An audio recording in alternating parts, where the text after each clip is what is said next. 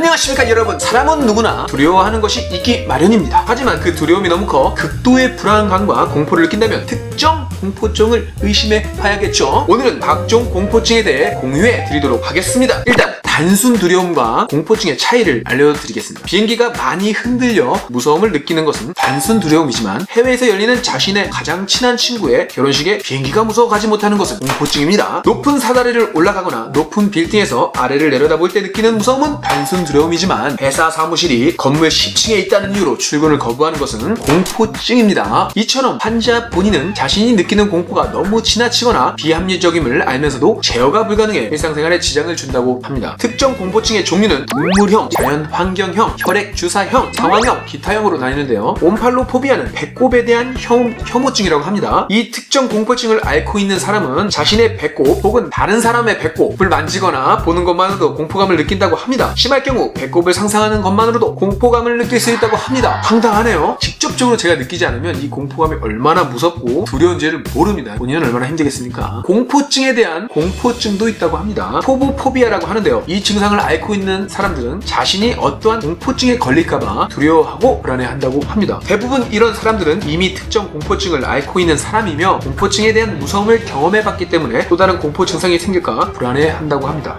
피디님은 공포증 따로 없으신가요? 자신의 거울을 본다거나 이래도 거울에 비치는 자신의 모습을 두려워하는 그런 공포증이 진짜요? 웃기려고 그랬는데. 카리가이나 포비아는 아름다운 여성 공포증이라고 합니다.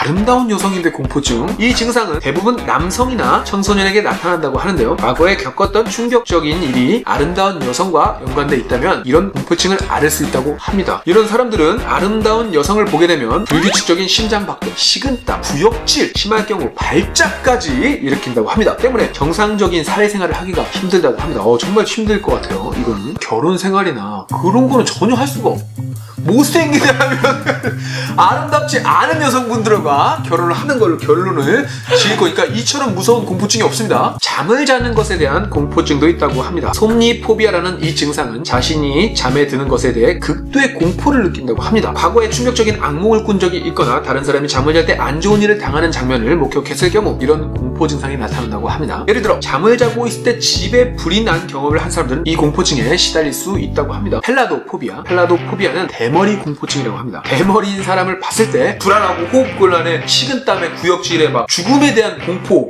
몸을 떠는 증상까지 나타난다고 합니다. 대머리에 대한 안 좋은 기억이 있거나 유전일 가능성도 있다고 합니다. 저는 주사공포증이 있어요. 저 이 느낌 알아요. 호흡곤란, 식은땀, 이렇게 구역질 날 것 같은 진짜 기분이다. 그게 정말 고통스러워요. 저는 항상 누웠어요. 그러니까 제가 기절을 할 수도 있으니까 치과에서도 이렇게 앉아서 막는 게 아니라 거의 누우고 피를 뽑을 때도 누워서 이렇게 피를 뽑거나 이러는데 그리고 나는 주사를 보면 이제 항상 기절을 했구나 이게 생각이 나면서 난 또 기절을 하는구나. 이게 1차예요. 공포증은 치료가 가능한 병이기 때문에 혹시라도 이런 증상을 가지고 계신 분이라면 전문의에게 상담을 받아보시기 바랍니다. 그럼 저는 다음 편에서 뵙겠습니다.